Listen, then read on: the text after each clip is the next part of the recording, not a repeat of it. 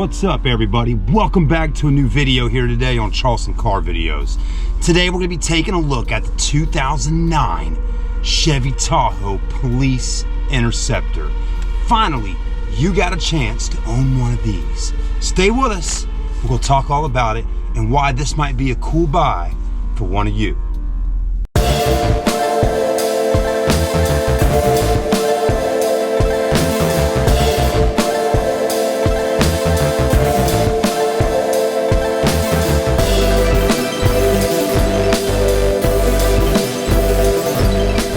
Everybody, welcome back to Charleston Car Videos. So, man, we're excited. I'm excited. It's a police interceptor.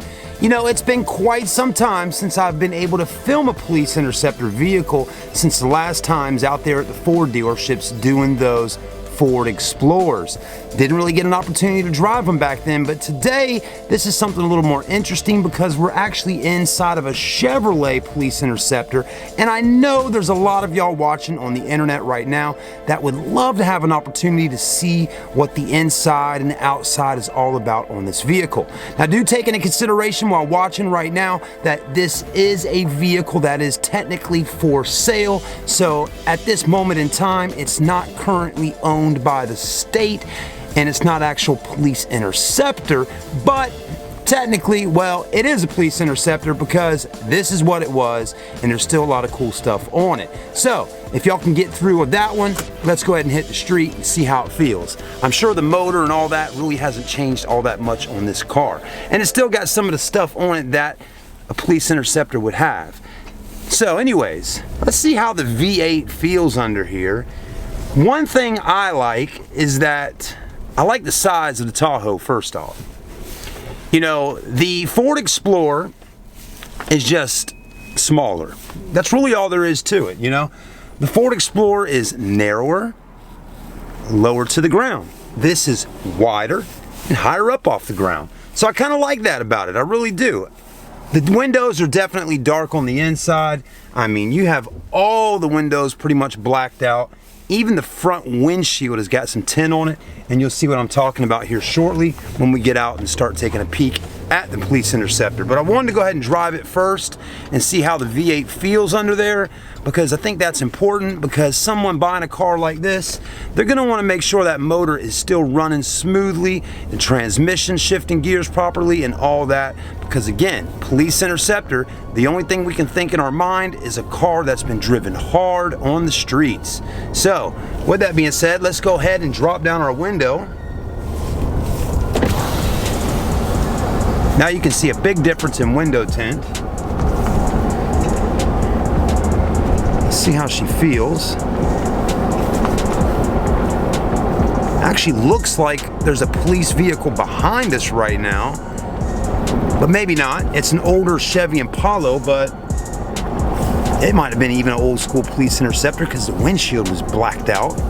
That's kind of a telltale sign sometimes if it's a police vehicle or undercover.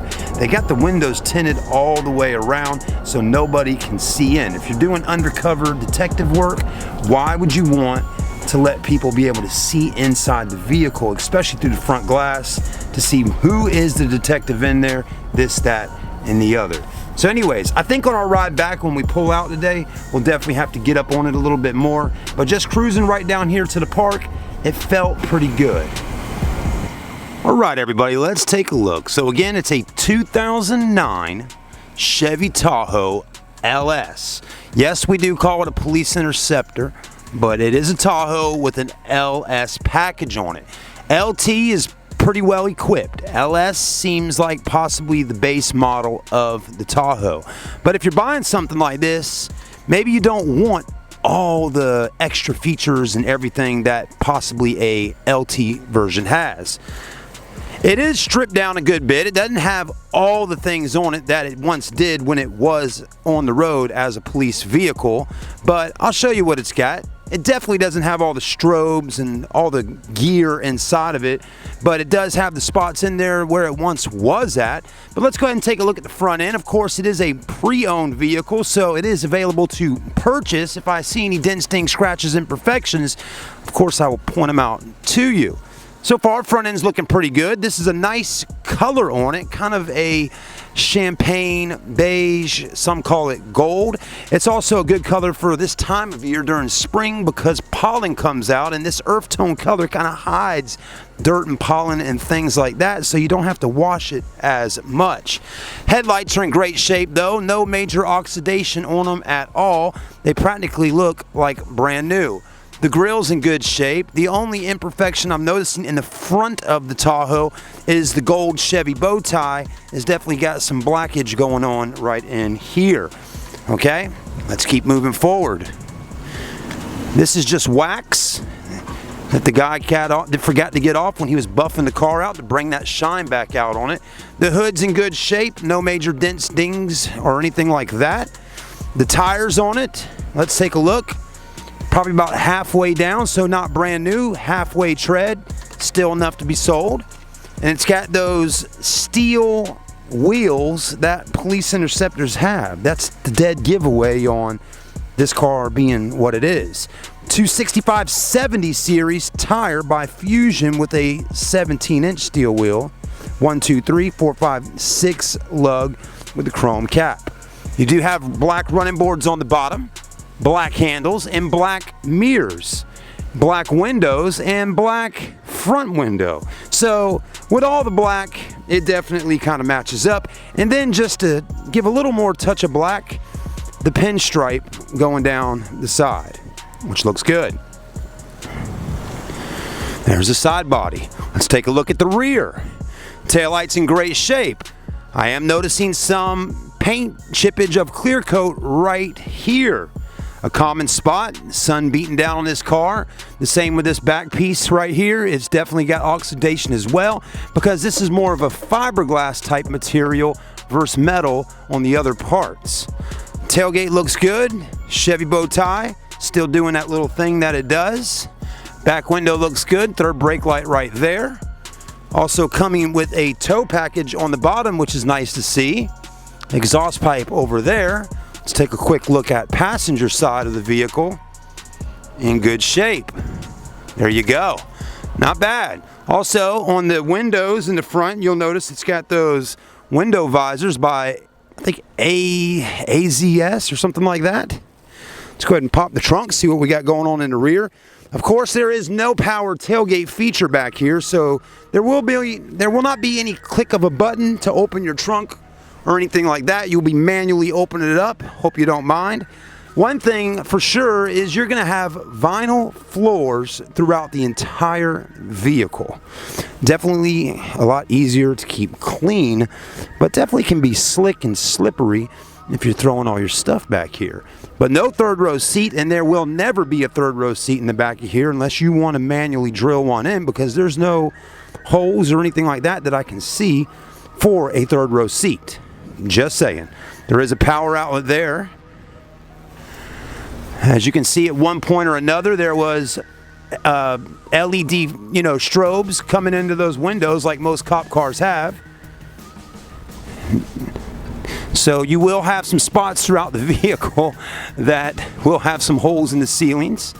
A little tore up there in different spots. Again, it's a full utility vehicle. I mean, it's definitely been used to do what it was supposed to do. Let's keep moving forward, guys. You can grab here to pull down. Let's take a look at our interior. Does have the 5.3 liter V8 under the hood. Just your basic door panels, hard plastics. Does have some speakers there. Again, vinyl floors. Back seats are in good shape. Vinyl, not leather. No rips or tears in them. That's all looking really good. You have crab handles above the window sills. Of course, it doesn't seem that there was a cage or wall anywhere in here before, so you're not going to have any major holes or any holes in the floors due to some kind of cage or wall holding somebody in. So obviously, whatever detective or police officer owned this vehicle wasn't locking people up and putting them in the back. They would have a cruiser come and pick them up and do that unless they had you handcuffed sitting in the front or back seats. Nice solid door when it closes, for sure. take a look at the front. In pretty decent shape. It does have some paint chippage right here. Power windows, power door locks, power mirrors. And of course, it does have some wear and tear on this side piece here. Just remember, when a police officer, if he's fully equipped and decked out, getting in and out, it's going to have maybe gear and heavy big belts and all that. It's going to give some wear on that cushion. So it's definitely done its job since 2009. The vehicle has just around 200,000 miles on it. So it's got its fair share of mileage. It still has the light right here in the ceiling. I have not checked to see if it works yet. It would have been nice. Oh yeah, it does. You have red. Why do we have red? Well, a lot of people taught me this on my Ford Explorer video. Basically so the police officer can read paperwork and things like that at nighttime without having a bright white light on. Okay? And then it does go to white if need be, but the red is again a good dimmer light to read, to still have that interior nice and kind of dark. There's your seats. Your center armrest there is in good shape. Also dubs over as a center seat. You do have your CD player, AM FM radio. There's an auxiliary port there, your glove box. One nice little add-on they have here is a carpeted dash mat right up top. Let's take a look and see what it looks like under there. Actually, in really good shape. I have seen on vehicles before, they put these up here to protect the dashes from crackage, because again, it gets extremely hot here in the south, and if you don't have that front window tinted or don't have a towel or something laid up on your dash, you can have big cracks that occur on your dash. And sometimes people cover up those cracks by putting one of these on here, but obviously they cared enough about it to just put a mat on. There's that right there, looking good. Again, right at around 200,000 miles. Vinyl floors, like we said earlier. Let's go ahead and pop the hood, take a look under there at our 5.3 V8.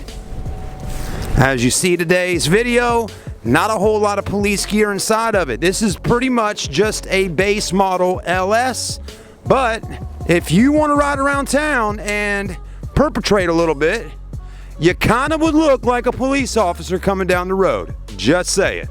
Might help you stay out of a few tickets. I don't know if there's any cops in this video right now watching. Let me know. I mean, would a cop pull you over just as quick for speeding in a police interceptor? I'll tell you one thing, folks. I've watched some videos over the last month or so on YouTube, and cops do pull over other cops for speeding. Go check them out for yourself. You'll see there is a few cops out there, and I'm sure there's more than a few. They're not all being recorded when this happens, or they don't all share their videos after this happens, but cops do pull other cops for speeding, especially if the blue lights are not on. Just because you own or drive a cop car because you are a police officer technically doesn't give you the right to speed if you're not on duty or if you're not on a call where you have to get somewhere sooner than just the regular average person. So if their strobes are on and they got somewhere they're going, they're more than welcome to do what they got to do to get the job done. But technically they shouldn't be speeding if that's not the case. Just my opinion. Chime in, let me know. Again, we got the 5.3 liter V8 under the hood. I do not know if this engine is more souped up than just a regular 5.3 liter. I would think it might have something a little more special about it, but it's kind of a throw up because I've heard some people say yes, I've heard some people say no. One thing I noticed under here that I haven't seen on a lot of Tahoes is we got two batteries under the hood of this one. You have one battery here and one battery back there. So that obviously is different. Again, let me know in the comments section, but I think most regular Tahoe LTs or whatnot just have one battery under the hood. If they have two, let me know. But again, I have filmed a buttload of Tahoes and I don't usually see two batteries. So I'm assuming with all those extra strobes and all that extra stuff, it's gonna need two batteries. Just my opinion. Anyways, motor sounds good for 200,000 miles. I think this probably is still gonna be a great buy for somebody. Let's hop in, let's drive it. One thing that would have been nice is if they put a little light under here for a police officer if he needs to use it, but would a cop really need that? He's probably got a light sitting right here he could shine under there, if something's going on, or just dispatch and get someone to come pick them up pretty quickly. Man, it took a little strength to get that down. But that's your police interceptor for 2009, the Chevy Tahoe. Let's hop in, let's drive it back down to the dealer, and I'll talk about price. All right, everybody, we're back inside the Tahoe. Take it for one more ride here today. So what do you think? What's your thoughts? Would you drive something like this? Just saying, would you drive one? If you were going out to buy a car, would this be something you would get? If so, why? Why would you be looking to buy a car like this? Because maybe the price is more attractive than getting a LT or an LTZ version? Do you like the look of the police interceptor vehicle? Or would you be just getting it because, or maybe you wouldn't get it? I don't know. Let me know though. I'm interested to see why someone actually would go out and buy this versus something else. All right, let's drive it back, see what's going on. Cut our lights. Well, hold on a minute. Why are the lights on the interior? Okay, there we go. There we go, got them off. Hey, let's cut our little dome light on. Maybe it'll put some more light on me. Let's see how she rides. So, pricing on this 2009 Tahoe LS 5.3 V8 with 200,000 miles, right around 206 to be exact, is $8,000 even. $8,000 for this Tahoe right here. Let me know what you think about the price of this Tahoe. $8 grand. Hey, it's well under $10,000. And still in pretty decent shape. We're gonna drop the windows down so you can hear the engine. And let's see how this drives. Now, one thing I'll tell you, if you get in this and drive it, and then drive an LT version of this, just the one that most people drive, I think you're gonna feel a major difference in power from this to a regular one. Why, you may say? I'll tell you why. This vehicle is stripped down, it's lighter in weight. Okay, no third row seats, vinyl floors. I know carpet might not add much, but it definitely is lighter in weight. You got different wheels on it.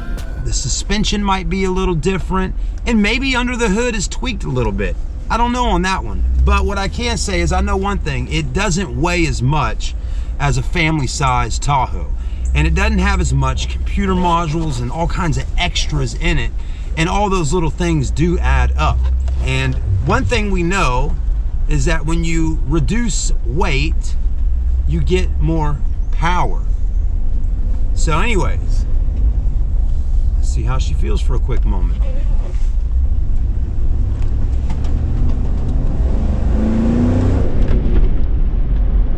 Feels good. I mean, that 5.3, it definitely gets up and rolls. And you definitely feel different driving something like this. Like, roll the windows up. I'm in a police interceptor. Oh yeah, nobody's messing with me. Maybe that's the reason why you would buy one. Let me know, guys. Thanks for watching today. Make sure you like, comment, and subscribe. Get involved in the comments section. Start some dialogue with everybody, and let's get into it a little bit. Have a great day, guys. Thanks for watching. God bless America. We'll see you soon.